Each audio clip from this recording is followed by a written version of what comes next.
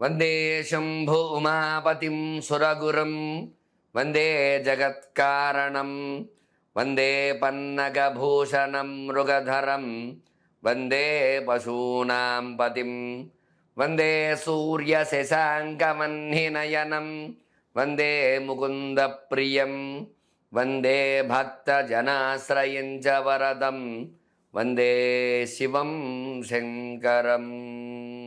నమస్కారం, నేను మీ వేలూరి రవికిరణ్ శర్మ. మనకి ఈ యొక్క 16వ తారీఖు నుంచి 22వ తేదీ వరకు ఈ వారంలో జరిగేటువంటి విశేషాలు, రాశి ఫలాలు ఏ రకంగా ఉంటాయో తెలుసుకుంటున్నాము. సింహరాశి వారికి ఎటువంటి యోగాలు ఉంటాయి అనే విషయాన్ని మనం తెలుసుకుంటున్నాం.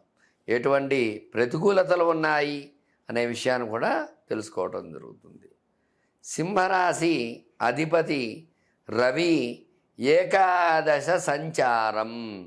రవి ఏకాదశంలో ఉంటే సకల దోషాలు పోగొడతాడు అనేది శాస్త్రం. అందువల్ల ఈ యొక్క రవి ఏకాదశ సంచారం, బుధ శుక్ర ఏకాదశ సంచారం వల్ల చక్కటి అనుకూలతలు ఈ రాశి వారికి ఉన్నాయి. దశమ కేంద్రంలో గురు సంచారం వల్ల గురుబలం చేకూరుతుంది.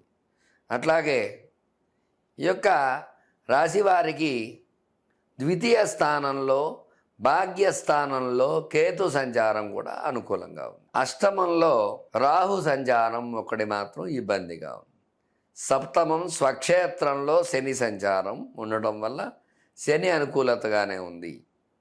అయితే కుజుడు కూడా మేషం, సింహం, కన్యా, తుల, వృశ్చికం, ధనస్సు, మకరం, కుంభం, మీనం, మేషం అంటే నవమ స్థానం. నవమ స్థానంలో కుజ సంచారం, నవమం భాగ్యస్థానం కాబట్టి భాగ్యం అనుకూలంగా ఉంటుంది. అట్లాగే శుక్రుడు బుధుడు అనుకూలంగా ఉన్నారు కాబట్టి వ్యాపారం బాగుంటుంది. శుక్రుడి వల్ల సినీ పరిశ్రమ, అట్లాగే రియల్ ఎస్టేట్ రంగము, రాజకీయ రంగము అనుకూలంగా ఉంటుంది. అట్లాగే సింహరాశ్యాధిపతి రవి అనుకూలంగా ఉండటం వల్ల అన్ని రాశ్యాధిపతి రవి ఏకాదశంలో ఉండడం వల్ల విశేషమైన యోగాలు వచ్చే అవకాశాలు ఉంటాయి. మొత్తం మీద అష్టమ రాహు వల్ల మాత్రం ఇబ్బందులు ఉన్నాయి. అష్టమ రాహు వల్ల ఈ రాహువుకి జపం చేయించుకోవటము, రాహువుకి మినుములు దానం ఇవ్వటము, అట్లాగే రాహువుకి అధిష్టాన దేవత దుర్గా అమ్మవారు కాబట్టి అమ్మవారి యొక్క చక్కటి విశేషమైనటువంటి ఈ యొక్క శ్లోకాన్ని ప్రతి ఒక్కరు కూడా 11 సార్లు ప్రతి నిత్యము పారాయణ చేయాలి.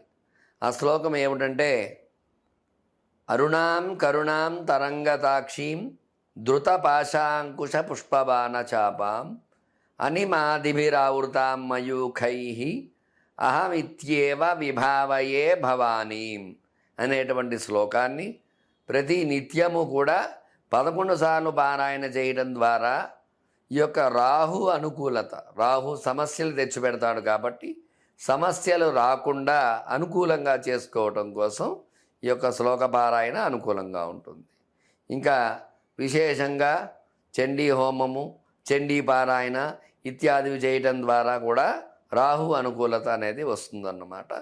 మిగతా గ్రహాలన్నీ అనుకూలంగా ఉన్నాయి కాబట్టి ఎలాంటి ఇబ్బందులు ఉండవు. బుధ శుక్ర రవి అనుకూలత, గురు అనుకూలత, కుజ అనుకూలత, కేతు అనుకూలత, ఈ గ్రహాలన్నీ అనుకూలత వల్ల శని కూడా సప్తమంలో అనుకూలంగా ఉన్నాడు కాబట్టి ఈ యొక్క గ్రహానుకూలత వల్ల చక్కటి విశేషమైన ఫలితాలవన్నీ పొందడం జరుగుతుంది. వ్యాపారాభివృద్ధి, అట్లాగే వ్యవసాయాభివృద్ధి, అట్లాగే పెళ్లి కాని వారికి వివాహము, అలా వివాహ అనుకూలత సంబంధాలు రావటము, అట్లాగే ఇంకా సంతానం కావాల్సిన వారికి సంతాన అనుకూలతలు ఇట్లాంటివన్నీ వస్తూ ఉంటాయి. మొత్తం మీద చూసుకున్నట్టయితే ఈ రాశి వారికి విశేషమైన అనుకూలతలు కలిగి విశేషమైన యోగాలు వచ్చే అవకాశాలు ఉన్నాయి. ఎందువల్ల అంటే గ్రహాలన్నీ అనుకూలంగానే ఉన్నాయి, ఒక రాహువు తప్ప. ఆ రాహువుకి పరిష్కారం చేసుకున్నట్లయితే రాహు గ్రహ అనుకూలత కలిగి విశేషమైన మంచి వార్తలు వింటాము. అన్ని రంగాల్లో వ్యాపార, విద్య, ఉద్యోగ, వివాహ, సంతాన, సినీ రంగంలో, రాజకీయ రంగంలో, అన్ని రంగాల్లో, రియల్ ఎస్టేట్ రంగంలో, వ్యాపార రంగంలో అన్నిటిలో కూడా విజయకేతనం ఎగరవేయడానికి సింహరాశి వారికి అనుకూలతలు ఎక్కువగా ఉన్నాయి. అందువల్ల చక్కగా ఈ యొక్క రాహు యొక్క పరిహారం చేసుకుని రాహు అనుకూలత కలిగి సుఖంగా ఉండవలసిందిగా కోరుచున్నాము. లోకా సమస్తా సుఖినో భవంతు.